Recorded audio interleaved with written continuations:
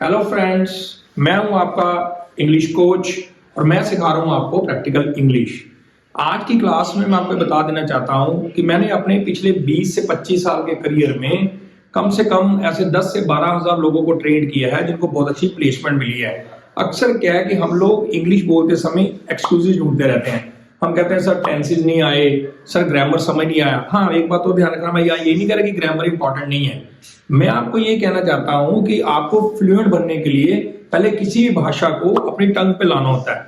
जब वो भाषा आपकी जुबान पर उतरेगी और आप एक के बाद एक के बाद एक के बाद एक सेंटेंस बोलते चले जाएंगे तो मैं प्रॉमिस करता हूं कि आप बड़े आराम से चीजों को समझ पाएंगे और बोल पाएंगे। अब आप देखिए, आप रूटीन लाइफ में अक्सर आप लोगों ने सुने होंगे ऐसे सेंटेंसेस। ऐसा लगता है कि वह बेवकूफ है, ऐसा लगता है कि तुम बड़े भोले हो, ऐसा लगता है कि तुम मुझसे कुछ छिपा रहे हो, ऐसा लगता है कि वह बहुत घमंडी है, ऐसा लगता है कि वह पागल है। तो ठीक है, तो इस तरह के सेंटेंसेस अक्सर आपने बोले भी होंगे और सुने भी होंगे। अब बार बार आपको इसमें किसी पर्टिकुलर ग्रामर में नहीं पढ़ना, एक सिस्टम को समझना है और जिस आपको सिस्टम को समझने के बाद जो वे आपको समझ आ गया उसको खाली आपने सेंटेंसेस को प्रैक्टिस करनी है बार बार। हिंदी आपके सामने लिखी हुई है, इंग्लिश हम सभी मिलकर बनाएंगे। और अगर सचमुच आप बहुत अच्छा बोलना चाहते हैं और बहुत अच्छा ग्रैब करना चाहते हैं, बहुत अच्छा सीखना चाहते हैं, तो आप अपने हाथ में कॉपी और पेन लीजिए। इवन आप साथ साथ में स्टॉप करके भी सेंटेंसेस को लिख सकते हैं। हम एक एक सेंटेंस को पकड़ेंगे और साथ साथ में उसको बनाएंगे, ठीक है। और चलिए शुरू करते हैं। और शुरू करने से पहले मैं आपको बनाने का रूल जो है वो बता देता हूं। जो इसका स्ट्रक्चर है वो सिंपल है। जैसे आपको बोलना होता है ऐसा लगता है, तो बोलेंगे it seems that, it seems that plus आगे जो भी आपका सेंटेंस होगा। जैसे सिंपल प्रेजेंट है तो इज एम आर यूज कर लेते हैं, कंटिन्यू है तो आप is am are plus ING use कर लेते हैं। मैं टेंसेस पे नहीं जा रहा, आप सिर्फ अपनी टंग के ऊपर इन सेंटेंसेस को लाने की ट्राई कीजिए जो आप रूटीन में बोलते हैं। तो चलिए हम शुरू करते हैं। जैसे मैंने बोला ऐसा लगता है, तो ऐसा लगता है कि हम यूज करेंगे इट सीम्स दैट, ठीक है। वह बेवकूफ है, he is fool, he is fool. Simple sentence है क्योंकि मैंने आपको बोला it seems that plus main sentence आ जाएगा। तो मेन सेंटेंस है वह बेवकूफ है, ही इज फूल। ऐसा लगता है कि इट सीम्स दैट, सेम वही रूल, तुम बड़े बोले हो, यू आर इनोसेंट, ठीक है। या बोलते हैं यू आर नैब, NAIBE, इसका मतलब भी भोले होना होता है। ऐसा लगता है कि तुम कुछ छिपा रहे हो, it seems that you are hiding something from me, ठीक है। मुझसे कुछ छिपा रहे मतलब फ्रॉम मी। ऐसा लगता है कि वह बहुत घमंडी है। आपने देखा होगा अक्सर कई लोग बहुत घमंडी होते हैं, उनका बात करने का तरीका ही जो बहुत बिल्कुल डिफरेंट होता है। बहुत ज्यादा वो हाइप में रहकर बात करते हैं। हाइप में जब जो लोग रहकर बात करते हैं तो उनको बोलते हैं एरोगेंट, ठीक है।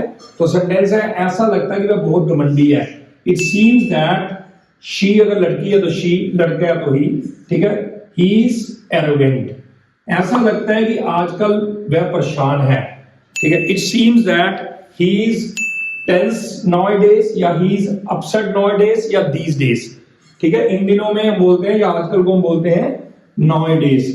ऐसा लगता है कि तुम्हारे मम्मी पापा कहीं गए हैं, it seems that your parents have gone somewhere. कहीं गए मतलब कहीं की इंग्लिश समवेयर हो गया, ठीक है। गए हैं मतलब जा चुके हैं, हैव गॉन, ठीक है। ऐसा लगता है कि तुम्हारी पढ़ाई अच्छी चल रही है, it seems that your study is going well.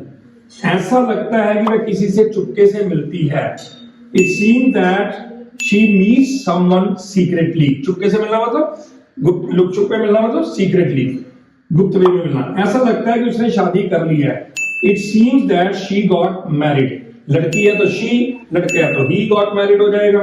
ऐसा लगता है कि वह पागल है, it seems that he is mad. तो देखिए फ्रेंड्स, हिंदी आपके सामने बोर्ड पे है। मैंने एक एक सेंटेंस को आपके लिए ट्रांसलेट किया। आपने ऐसे सेंटेंसेस को अपने सामने हिंदी रख के साथ साथ में लिखना है और बोलना है।